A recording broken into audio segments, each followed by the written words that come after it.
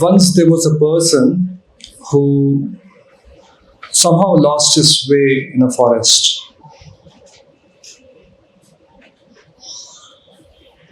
It was getting dark and he was very frightened.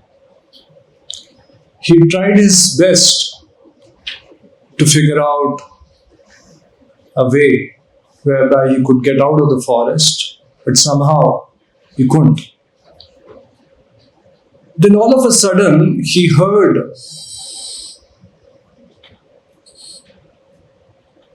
a roar of a tiger. He got even more frightened, started running, kept on running, and behind him, the tiger was chasing him. And fortunately, before the tiger could pounce on him, he reached a tree and quickly started climbing.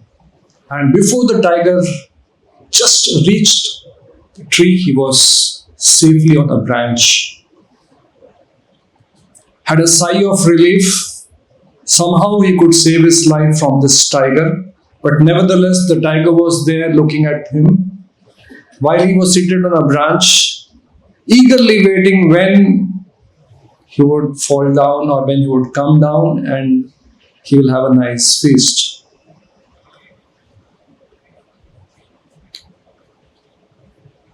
While he was seated on a branch, still somehow thanking the Lord that he could reach safely on this branch at a safe distance from this tiger, he saw two rats. At the corner where the branch was connected to the trunk of the tree. And these two rats, one of them white in color, one of them black in color. They were moving in circles. First the white rat and then behind him the black rat. Moving in circles at the point where the branch was connected to the trunk, nibbling on the branch. They also need food. So they were nibbling on the branch, and as a result, the branch almost half had got, so to say, eaten by those rats. And again he became frightened, because if the branch becomes weak, it will not be able to support its weight and it will crumble, it will fall down, and below is the tiger. So he became frightened. And all along he had wandered in the forest, he had lost his way, he had not eaten for a long time, he was very hungry, he was very thirsty. While he was in a frightened state of mind, suddenly a drop of honey fell on his face. From nowhere. He looked up and he saw a honeycomb. And drop by drop, honey was dripping. Now imagine a person who had not eaten, who had not drunk for a long time, was thirsty, and then he gets honey. He took his hand from his cheek where the drop of honey had fallen, put it in his mouth. It was very, very sweet. Pure, organic honey. Right from the honeycomb. These days we get processed honey, adulterated honey. So he brought his tongue out and the drop of honey started falling. It was so tasty, so nice, so sweet. He completely got lost in tasting that honey. And he was so much enjoying the taste, it was satisfying his palate, it was quenching his thirst, it was quenching his hunger. He completely forgot about two things. What are the two things? The rats nibbling at the branch.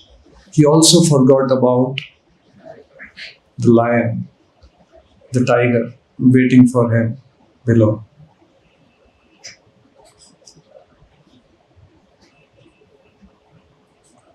All of us actually are in the same predicament, same situation like that of a man.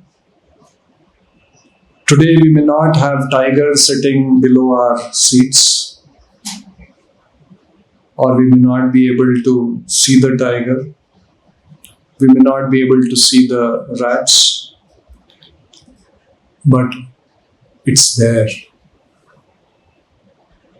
In this example, let's all try to figure out what does these so-called animals represent. What does this two rats, the black rat and the white rat, represent? Yes, the day and the night. You see, they come in cyclic fashion. First the day comes, then the night comes, and the day comes, and the night comes. With every passage of day and night, it is nibbling on the branch of our life. Every day, our life is getting shortened by one day, one night. What does the tiger represent? The death, the inevitable death.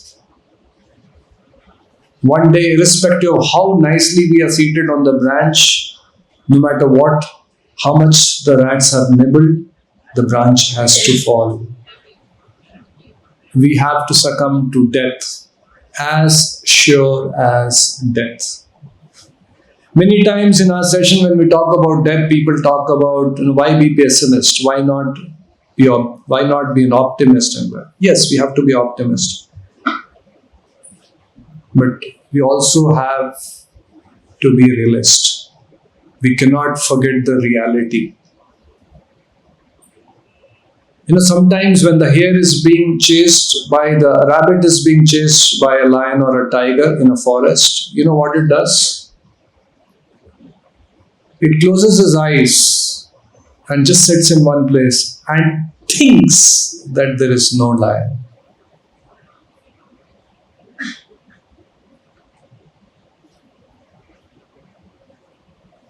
Although momentarily, yes, he can ward off his fear, he can feel positive, he can feel optimistic, he can feel fearless, but the reality is the lion is next moment pounce on him and kill him. So yes, we have to be optimistic in life. We shouldn't be always leading lives with fear, being depressed, but simultaneously we should know, we should embrace reality. Death is a reality. Although it may be harsh, it's a reality. No matter what we are pursuing in life, no matter what our ambitions, what our goals are, one day we have to leave everything and go. I'll share with you, just a few days back, I was traveling from Jaipur to Mumbai in a flight. Next to me was a person, and we had a conversation during the flight. Then I showed him something on the laptop. And our conversation continued. And soon there was an announcement, the flight is about to land. And then we tightened our seat belt and the flight landed. We came out of the plane. I went to the restroom. And as soon as I came out, while I was about to lift my laptop bag, suddenly I felt it's very light. We're out of the aircraft, about to exit the air terminal. Suddenly I become very panicky. I've forgotten the laptop. I've forgotten the laptop in the flight. The person next to me, he said, Prabhuji, don't worry. Because all the hard work what I've done over the last 6 months, no doubt there may be some kind of a backup our IT team would have taken. But it was at stake. All the hard work, day and night, whatever I've worked, all the files which I have saved can get lost. It was very fearful. Although I may give big lectures on being fearless, but at that moment I had to embrace the reality that all what I have done so painstakingly is going to get lost.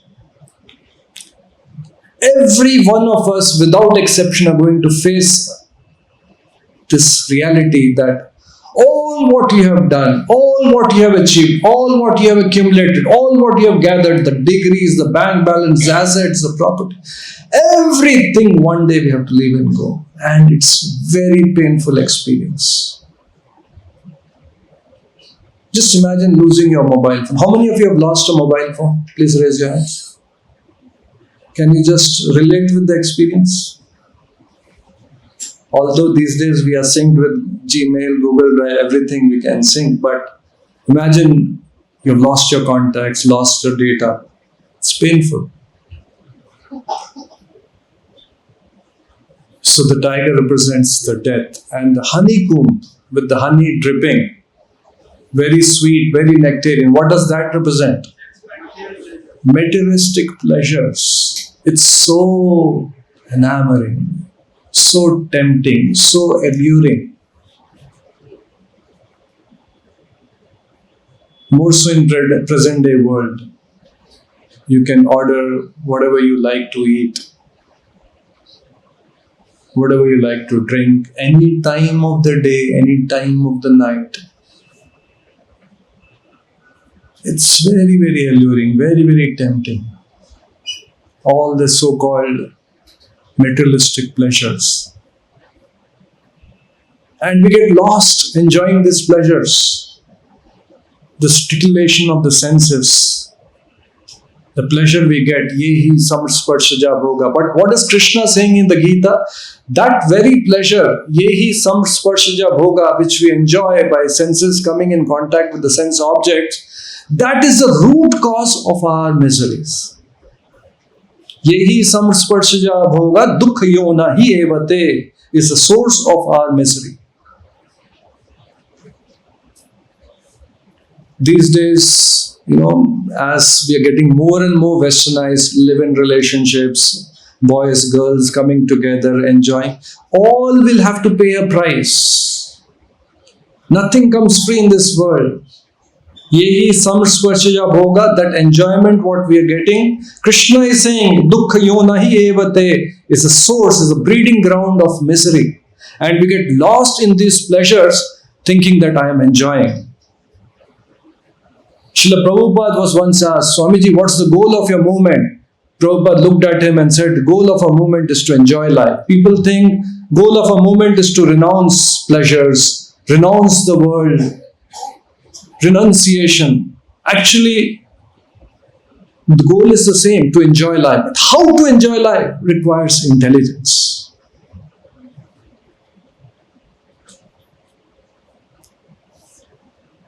And we see so many people messing up their lives, get into affairs, get into live-in relationships and abortions and then divorces and all kinds of mess. So Krishna in the Gita is giving very practical knowledge how to go about leading a meaningful, purposeful and successful life where you are happy and you are making others happy. So, human life is very precious. Bhagavatam says, even though it is arthadam, it is very, very precious, it is temporary. I often this example, let me just check. Anyone has a pen? Can you just share the pen?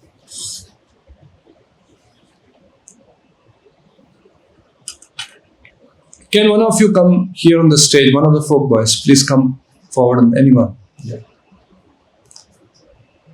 Suppose this pen represents our life.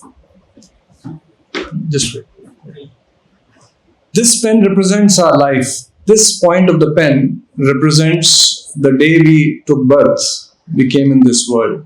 And what does this represent? The day we leave this world. So this pen represents our life. The length of the pen represents the duration of our life. Is that clear? Beginning point, birth. Which year you would birth? To birth? 1999. Okay. And which year Sorry. Okay, no problem. So if this pen represents your life, where are you currently? Please point out just a little bit. Come. Approximately. This is birth. Come. Just point a finger. This here. Somewhere here, right? How did you calculate? Okay. What's your good name? Venu. Okay. So Venu pointed out here. How many of you say that Venu's calculation was more or less correct? Venu, you want to have a retake on your... Where are you currently? Here? Average human being thinks like that. That average life expectancy is about 80 years, 100 years. I am 30 years, 25 years. 1/4 of my life is over. Another 3/4 is yet to happen. All who went to Srinagar just 2 days back, what happened? They also thought like that. Again, I'm not sarcastically saying. It was very sad. It was very unfortunate. But there were many young people who got killed. If you open today's newspaper, you will invariably hear about of some accident, some crash, some murders, some suicides, where young people also got killed. Although, yes, on an average, we can say that life expectancy is 100, but we are not sure. That's why Bhagavatam is saying, although human form of life is very precious, it is temporary. And hence we cannot be very laid back. I have enough time. Srila Prabhupada says Parikshit Maharaj was cursed that in 7 days he is going to die. Actually, in one sense, we are not even sure that we have 7 days. We are not sure. Therefore, it is very, very important that Prahlad Maharaj says that sometimes people have this thing, this is not the time, this is the time to enjoy life, focus on your career and all this spirituality post-retirement. Prahlad Maharaj is saying right from the childhood, Kaumaram Achare Pragno Dharman Bhagavatan, from the very childhood.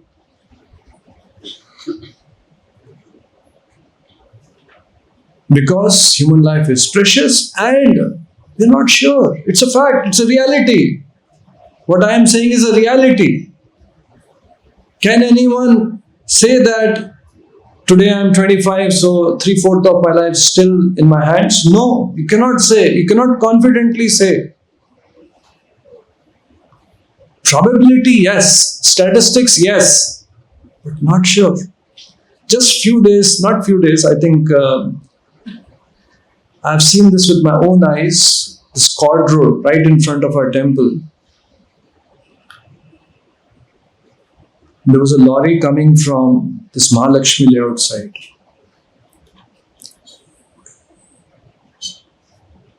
And it was a very, the lorry is carrying that sand and bricks, not a very well-built truck with all kinds of safety gears and all that, a very crude lorry.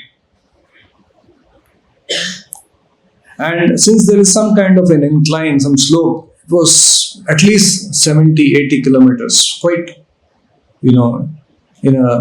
at a good speed coming down the road. The driver lost balance, maybe the brake failed or whatever it is. It crossed the divider. This was many years back. The cord road was not like it is today. It crossed the divider, the divider in between the roads. Came the other side. There was an auto coming from the soap factory side. And This lorry hit the auto, and the auto got completely crushed because the lorry, such a big lorry moving at such a fast speed, the lorry hit the auto, and that the auto driver with the auto hit this boundary wall of our temple and got crushed to death. Now you may say, I'm very careful. I'm taking good care of my health. I take all precautions. Whenever I travel, I have helmet. I never speed. I'm always very cautious. I always follow the traffic rules. Yes, it's good. It's very good. But again, it does not guarantee. And the innumerable examples, you will all come across innumerable examples what I'm talking about. This is not to scare you, this is to tell you that this is a reality.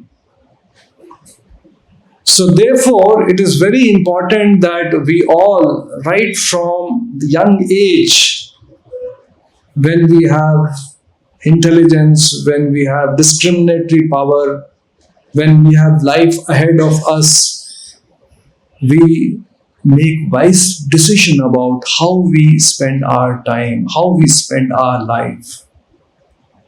Unfortunately, if we realize that maybe 55 years, 70 years, the life would have already been spent.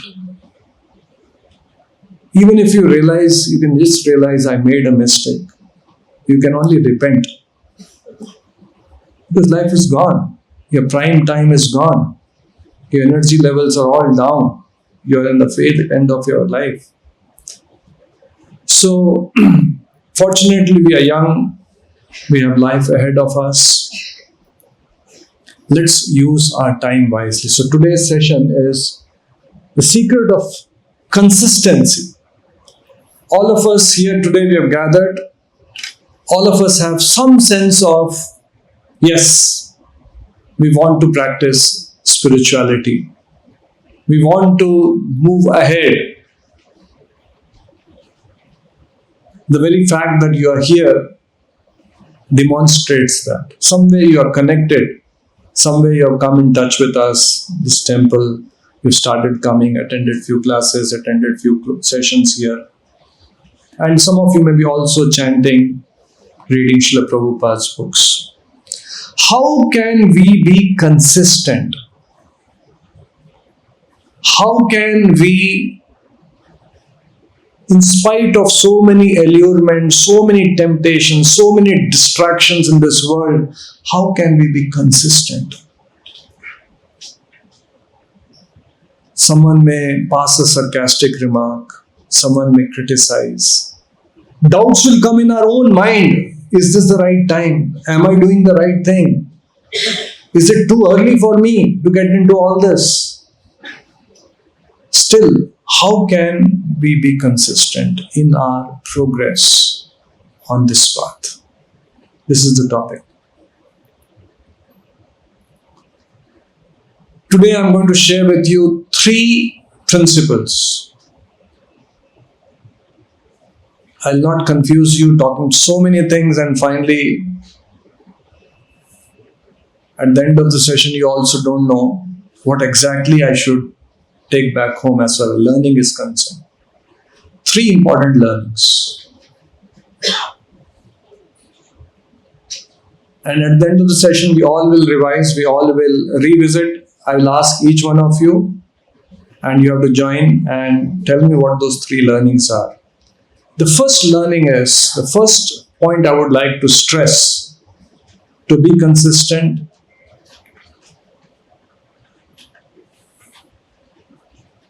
is you have to be very, very cautious when you're treading this path to avoid falling into the trap of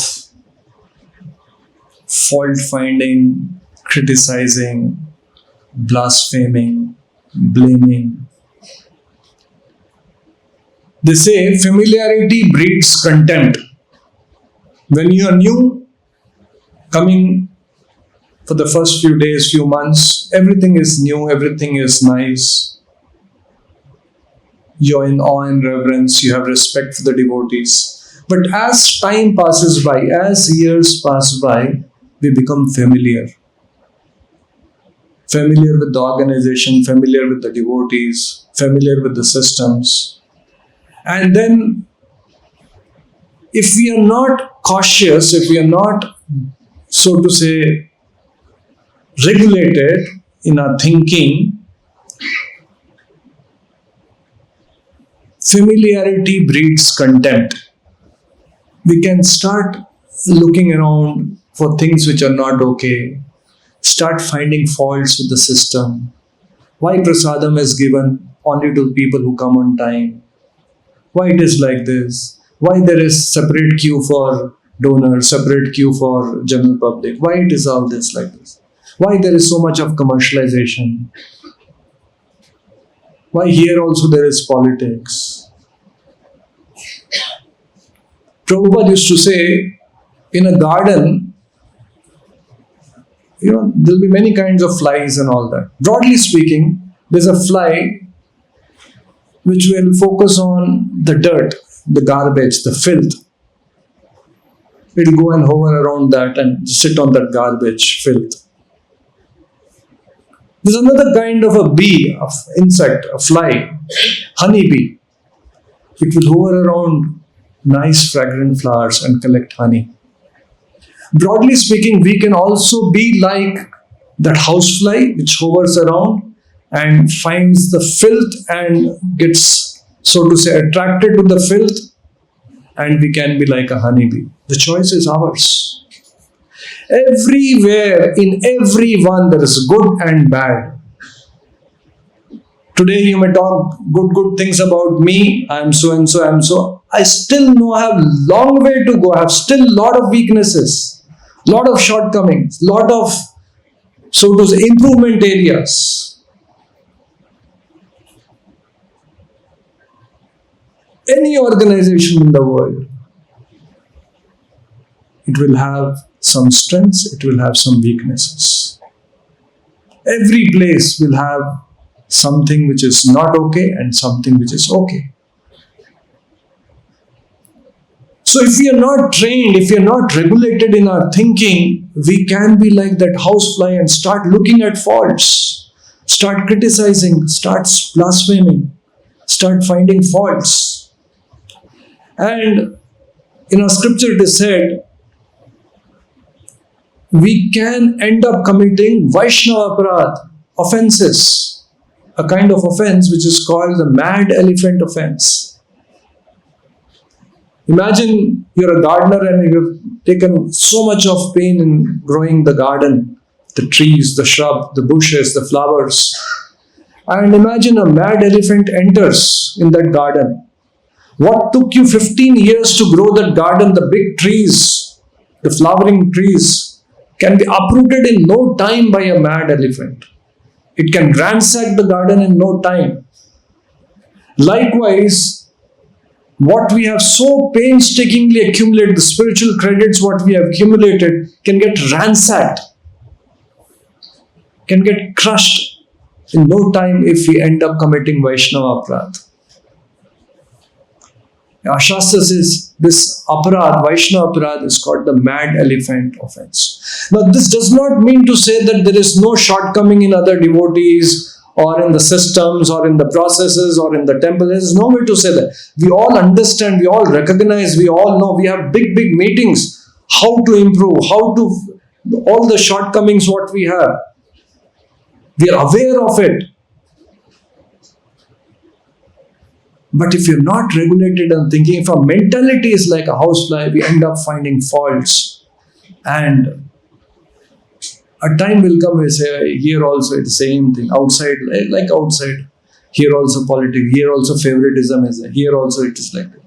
And stop coming. When I was here many years back, there was a folk boy, like many of you here today. He was coming to the temple for, I think, about a year or two. And he had picked up chanting 16 rounds. He was quite regularly coming. Every Sunday he would come. He would meet me after the class also. And one Sunday, he came with his parents, elderly parents. And since he was practicing Krishna consciousness, he wanted to,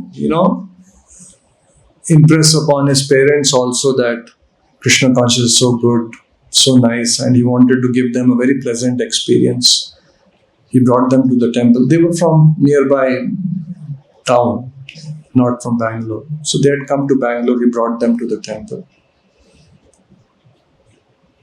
And he had darshan in the main temple hall. And behind Prabhupada's altar, it was a Sunday.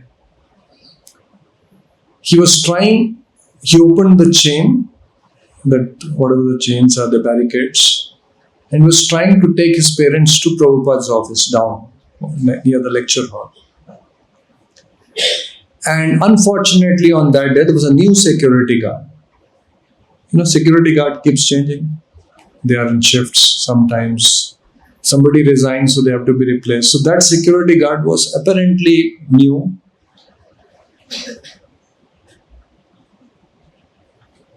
And he, had no clue, although he had a folk badge. He stopped him. And right in front of his parents, hey, like that, he shouted at him. He tried telling him that, I am a folk, my parents, that the security guard behaved very harshly. We accept that it was a mistake. He got so hurt. His ego got so hurt. He argued with that security guard. He lost his temper. And then he complained to me. And then he said, what is this system and all this. And then he was so hurt. So with the experience what he got,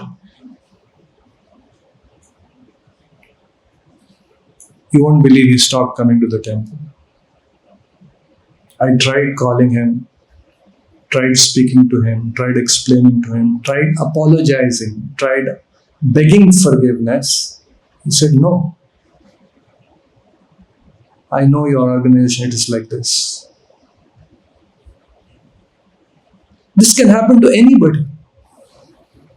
Even though we may have best of training for the guards, it can happen to anybody. It can happen to any one of you. Today you may come for the prasadam, but you are busy in the service, you go there and prasadam is over. Somebody who is serving the prasadam is, oh, jao, ho gaya khatam. It can happen.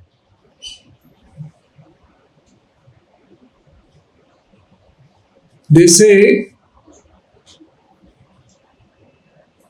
10% is what happens to you, 90% of life is how you respond to what happens to you. 10% you are not in control. You cannot control. 90% you can control. Your response you can control.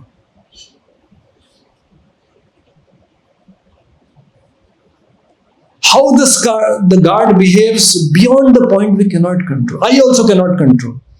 Even if I am as a president here, beyond the point I cannot control. Every new guard who comes in a shift, I cannot be ensuring that he will be very, very cordial with everyone who comes to the temple. I cannot ensure beyond a point. So each one of us have a responsibility, have this thing that when we are coming, we are benefiting from an organization, there will be some shortcomings, there will be some anomalies, there will be some lacuna, some weaknesses in the devotees, in the system, in the processes, in the organization. We have to be tolerant. That does not mean that we have to tolerate everything. Yes, it is our organization. As a matter of duty, whatever needs to be done in a proper Vaishnava way, as a devotee, we will do it. If the remedy is to complain, please complain to the right person, in the right mood. If you are offended, Please vent out your feeling, but in the right spirit. But if we become critical and start finding faults with the system, with the devotees, with everything, and then he says, this is also like that, this is bogus, and then we lose our spiritual life. We'll end up committing. Who is the loser? The security guard is not the loser. He's still continuing his job. But person can lose his spiritual life. With all good intentions, I feel sorry for him. With all good intentions he came. With all good intentions he brought his parents. But what happened? Unfortunate. So Maya also will give these kind of tests. Unpleasant experiences will happen. Krishna does not guarantee that everything will be hunky-dory, everything will be fine. Agama painonir, good and bad times will come, good and bad experiences will come. Tam titikshu sabha, learn to tolerate without being disturbed. Maya will test. Somebody will give a sarcastic remark, somebody may scold you, somebody may rebuke you, somebody may chastise you. So what's the first principle? Do not blaspheme, do not criticize. Do not find faults. Not from the find faults for the sake of finding fault. Don't be a housefly. Be like a honeybee. Look at good things. Benefit from the good things. So that's the first principle. I have seen many devotees who are quote unquote not very. They were chanting 2 rounds, 4 rounds. Not very serious in their sadhana, but still continuing spiritual life. And I've also seen, I gave the example of this boy, 16 rounds. Apparently very sincere, but lost. So never fall trap to this Vaishnava aparadh, which is mad elephant offense, blaspheming, criticizing, more so the Vaishnavas, the devotees. Familiarity breeds contempt. The second point which I would like to mention is if we have to consistently practice spiritual life, we will have to be disciplined. The word disciple comes, the discipline word comes, same, disciple, discipline. It's coming from the same root word, shishya. Srila Prabhupada used to say, suyantritao. Suyantritao means, just he gave example of a watch. You know how systematically in a disciplined way it moves. The minute hand, then the hour hand. It does not move erratically. Very systematically. Consistently it moves. Little. You see the minute hand, it appears as if it is not moving. But consistently it is moving. Little.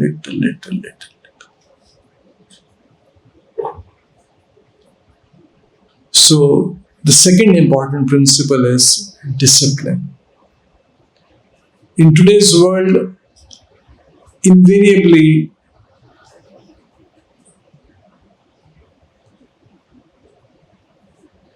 because of various reasons, these days the nuclear families, sometimes parents have only one child. So, they have never heard no in their life. Whatever comes in the mind gets fulfilled. To hear no, to say no to the mind, sometimes it's difficult. So, discipline, suyantritao, just like a machine, no discrepancy. Krishna in the Gita says, one who is regulated in his eating, sleeping, recreation and work can mitigate all material pains arising from this material contact, this body. Regulated, disciplined. We cannot have an erratic schedule. Some days sleeping at 11 o'clock, watching Netflix, 12 o'clock, watching some IPL match, 1 o'clock in the night, eating something ordered from Zomato, 2 o'clock in the night. People think that, this is maja. But actually, the real maja is in a regulated life, disciplined life. Your body will cooperate. Your mind will cooperate.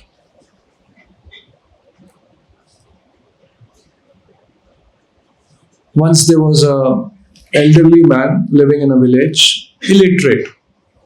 Somehow with great difficulty he got his son educated. The son got a job in city. He moved to the city. And since he had become old, now he was finding it difficult to go to the farm and till the land and grow the crops. And financially he was quite challenged. So the postmaster of that village, he was a good friend of this person.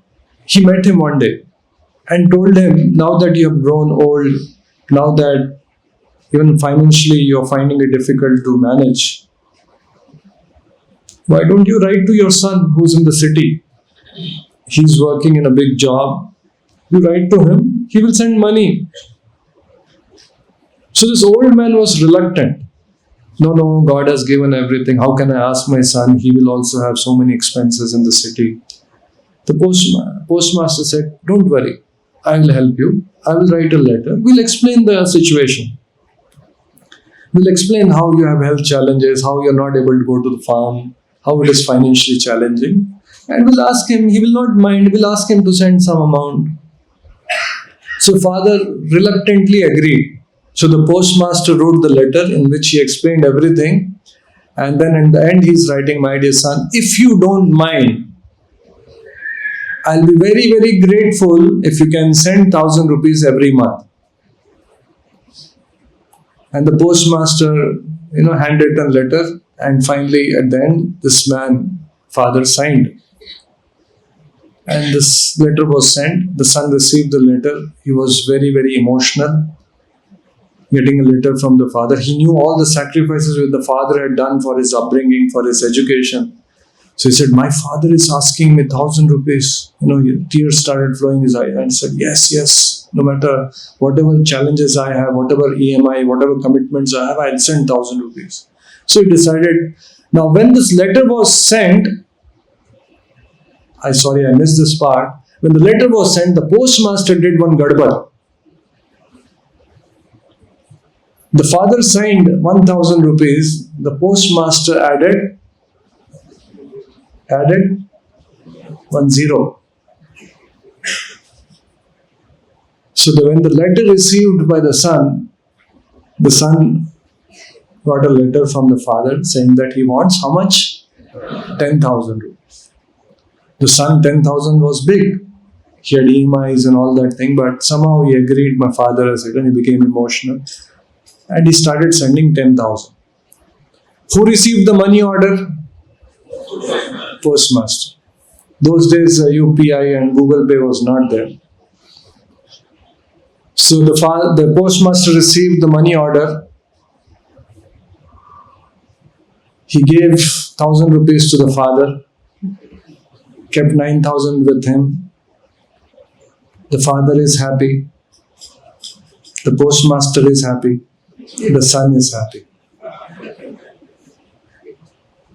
Some months passed by.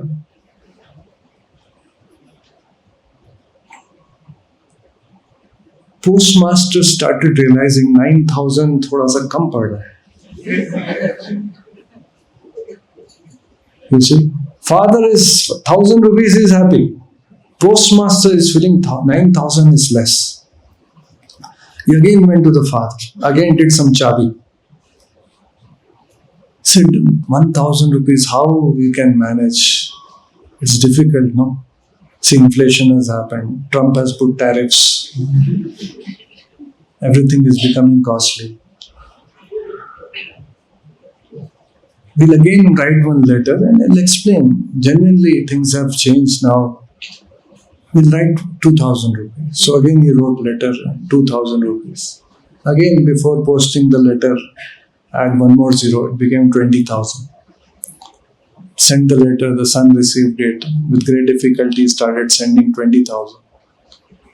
The postmaster kept 18,000, 2,000 he gave to the father. This went on for some time. Then, as we know, as in all government offices, there is periodic audits. And people also started witnessing that this postmaster, what salary he is getting, the kind of lifestyle he is having, the house, the cars, whatever it is, it's disproportionate asset. So they started getting doubts. The audit thing was alerted, an audit happened. So they all came and they started checking the records, checking all the books of accounts. And soon when the audit happened, they did all this cross-check also, and one of them came to this father also and said, how much you're getting money order every month? So he said, every month I'm getting 2,000. But here in a books of account, it's showing 20,000. So anyway, this person was caught.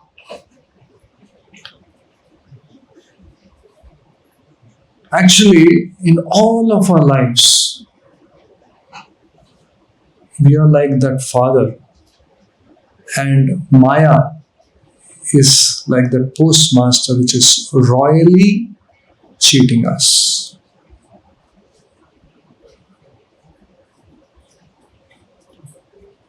Srila Prabhupada, a spiritual master who is in knowledge, only he can come and expose the fraud which is happening in our life. What is the fraud? Now, why we say it's a fraud? The father is due 20,000 rupees, but he is getting 2,000 rupees. Now, what is the fraud? The fraud is we are entitled for genuine happiness, lasting happiness, real happiness. We are entitled for in human form of life. We are capable of achieving. We are capable of experiencing.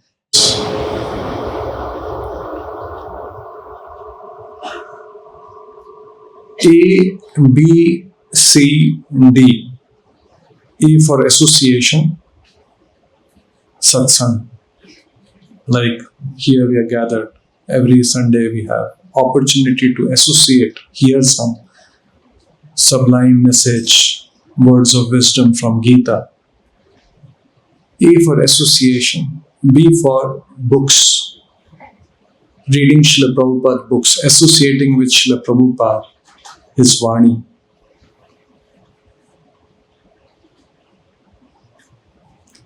C for chanting.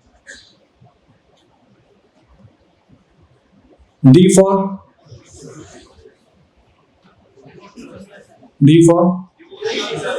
devotional service, DT, devotional service or Navavidha Bhakti, DT worship, diet, prasadam. So, if we have to steadily this thing, we have to be very disciplined in our sadhana also. Even though we may be little slow and steady wins the race. Even if we are chanting 4 rounds or 8 rounds, steadily. Irrespective of what is happening in your life, exams are there, some marriage in the family, steady. Do it daily.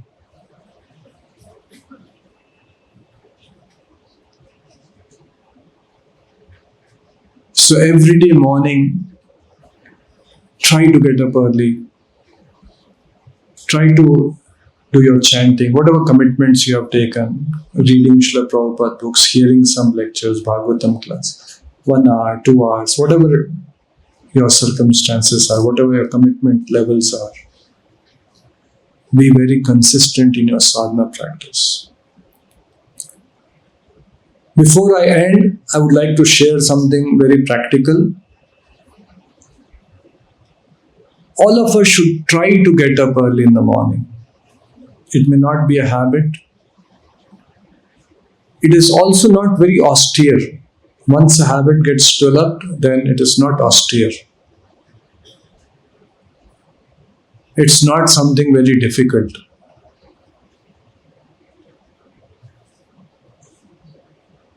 So, some of you may have realized, you know, you want to get up in the morning and then you keep an alarm. And when the alarm rings in the morning, what happens? What happens? Mind starts giving reasons. I am tired. Better let me sleep for half an hour. With fresh mind I will chant. Krishna also says one who eats too much or sleeps too much or does not sleep enough cannot be a yogi. I want to be a yogi. All philosophy will remember.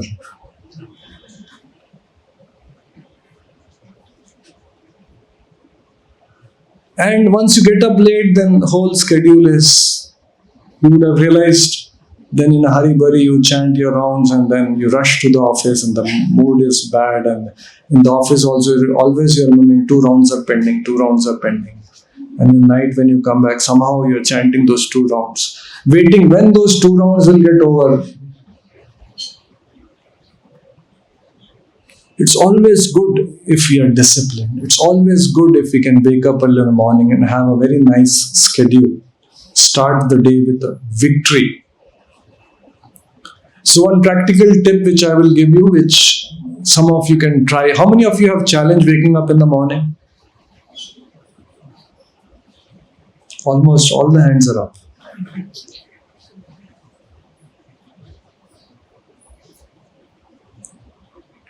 I can give you this tip just by talking, or I can make it some more dramatic and do some activity and so that it registers well. Which one is better? How many of you say dramatic? Better let me just speak. How many of you want dramatic? Okay. So, how many of you have real challenge in waking up in the morning? Please raise your hands. Only those hands should be raised who face this challenge every day. Every morning you face this challenge. Still, hands are up. I'll make the challenge even more difficult. Okay, those of you who have raised hand, every day you have a struggle. About 15 of you, please come on the stage. 15 of you who face this challenge every day without fail. You make up your mind in the night. You can come on the stage and sleep. Please sleep. It's already... Sleep. See, I'm making it dramatic. I've not planned it, but somehow let's hope that thing... Please sleep. It's night time now. Sleep. Nicely you sleep. And if you can snore also, it will be of great help. Sleep. Aram se so jao, disciplined way. Someone can start snoring also.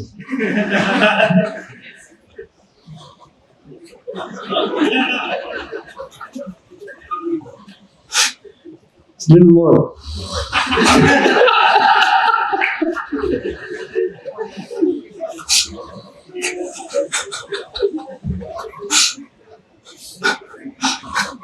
Some more have come to sleep.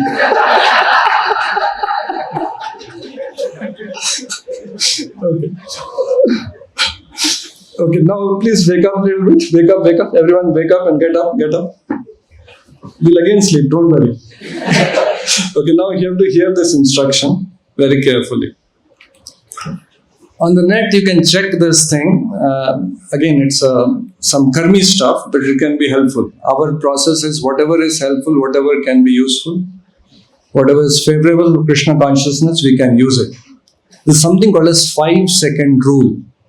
Anyone has heard about it, 5-second rule? Yeah. The 5-second rule says that in our brain, actually, if you see, it's an organ.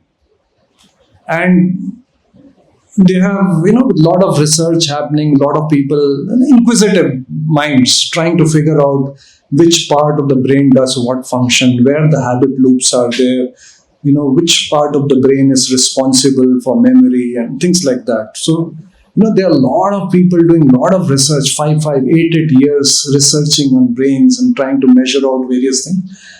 Because human being is inquisitive. They want to figure out things, maybe through the descending process. And Lord also is merciful to some extent. They give understanding of how the yantra is functioning. To a large extent, people have figured out also a few things. How our intelligence functions, artificial intelligence. They figured out how this memory, how this, this machine learning through this thing, they figured out how things can be assimilated. Because so much of tapasya has gone in. So they have also figured out what part of the brain does what function. So there's a part of the brain which stores habit loops. Some things which we do are all automatic. For example, when we get up in the morning, how many of you brush your teeth every day in the morning? Why did you start laughing? Because it's a habit. In 1956, would you believe, in America, most of the people were not brushing their teeth every day. Today you might be surprised. Pepsodent came up with a big marketing campaign. They spent millions of dollars in advertising, saying that Pepsodent, if you do, you will have fresh breath and you will have that mint taste. You will have feel-good factor. So people tried it, and then, the foaming toothpaste with that fresh mint and freshness after the breath, people did it again, and it became a habit.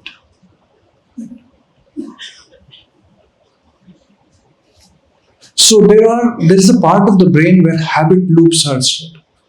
When you get up in the morning, you don't have to decide, should I brush my teeth or don't brush your teeth. You don't have to decide.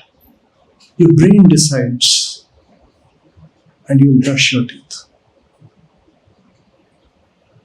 None of you can start your day without brushing the teeth. It has become such a deep habit. Still, there are people in India who don't brush teeth every day.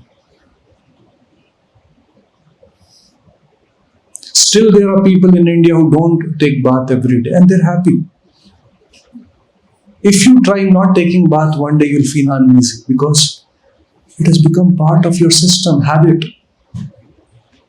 So there is a part of the brain where habit loops are stored, patterns are stored. What repeatedly we do becomes a pattern, becomes a habit. And habits get stored in something. That is how the Lord has designed this yantra. If everything we have to decide using our conscious mind, will go crazy. Millions of decisions we'll have to take. Even if you're half sleepy, when you get up in the morning, you will take toothbrush. You don't have to decide how much toothpaste you have to put on the brush. Automatically, in the half asleep, you're almost asleep, right amount of toothpaste will come. Have you come across one day, you got up, you were fully sleepy, whole toothpaste came out, anyone realize like that?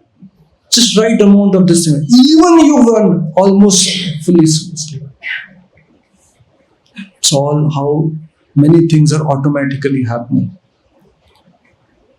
So if it is not a habit of getting up in the morning, if it is not a habit of, being disciplined, so there's a part of the brain where these habit loops are stored. So when the alarm rings, in a short time, this happens in all the cases, in case of addictions also, everything also, those habit loops gets triggered. And that part of the brain takes over.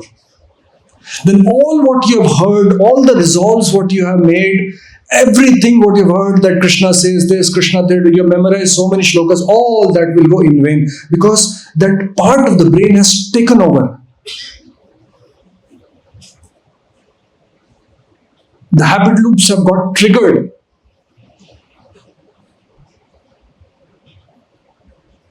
You understood? Just like, when they kidnap a person at the gunpoint, he's taken over. The pilot has lost control. He has taken over. He's dictating the pilot. Now that part of the brain is dictating you, the soul, who has decided I'll get up in the morning, let's sleep. Because that's your habit. If snoozing the alarm is your habit, that part of the brain takes over. No matter what you have decided when you slept the previous night. If you are trying to control, I should not look at women, I should not do this, I should not do this thing, that habit loops. Every time we do something, if we get a pleasure, we repeatedly do. And when we repeatedly do, it becomes a pattern, it becomes a habit, it gets stored in this thing. That's why there is always a knowing-doing gap. You know I should not be doing it, but helplessly you do it. And later on you regret, why did you do it? A knowing-doing gap. Because they are patterns, they are behavioral patterns which are stored in the brain and it gets triggered. And we helplessly act, and later on we regret, why did it happen? So this 5-second rule, again, it is not something which is, we can use it, which is something which this person figured out. There's a part of the brain where habit loops gets triggered. There's another part of the brain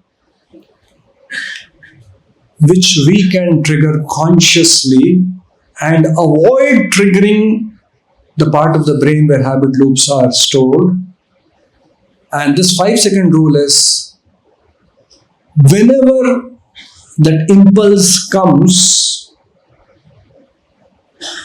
from that autopilot mode, the brain switch to the conscious brain by counting 5, 4, 3, 2, 1.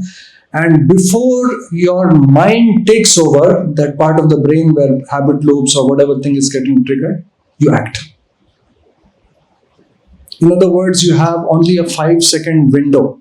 If you don't act in that 5-second window, that habit loop part of the brain will hijack and take over with some justification, with some rationalization and something like that. And then you will lose. So all of you can kindly sleep. Please sleep. Now, when the alarm will ring, let's say 4 o'clock in the morning, anyone has an alarm? Any alarm can ring? On the phone, can you ring something? So all of you have to quickly say 5, 4, 3, 2, 1 and wake up immediately. Okay? So the alarm will ring. What you'll have to say, everyone, those who are sleeping, what you'll say? 5, 4, 3, 2, 1. Little faster, little faster. If you so slowly, by the time you say 5, 4, then my mind will sleep also. 5, 4, 3. Okay, what you'll say? 5, 4, 3, 2, 1. And before you reach 1, you should have actually woken up. Not allow the mind to give a justification. No, बहुत सर्दी है, आज थका हुआ हूँ. Justification का time नहीं देने का. Okay, any alarm? Any alarm?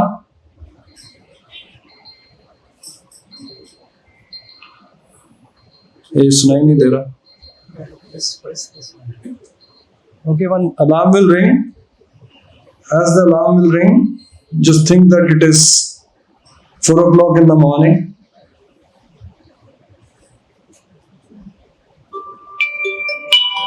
Five.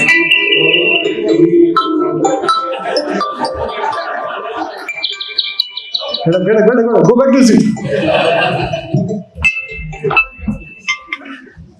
So I little bit dramatically did it so that it registers in our mind. This is exactly what we should do when the alarm rings in the morning. If you are finding it difficult to get up. And the alarm rings, no moment for justification. For you to think whether it is cold, it is hot, should it sleep for another one. 5, 4, 3, 2, 1. Before you say 1, get up physically out of the bed. If your mind is still saying 2, 5, 4, 3, 2, 1 and act. If the water is cold, it's cold in the morning. 5, 4, 3, 2, 1. Put up back on the bottom. Again, it's a material principle. Whatever is favorable for Krishna consciousness, we can use.